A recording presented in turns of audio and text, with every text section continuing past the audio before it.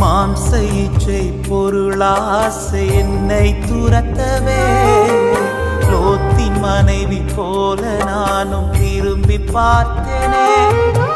துளி விஷத்தை மனதுக்குள்ளே அனுமதிக்கவே உட்புதருக்குள்ளே விளைப்பயிராய் தடுமாறினே. இயேசு அப்பா உம்மை விட்டு நான் ஒளிந்தோடினேன்.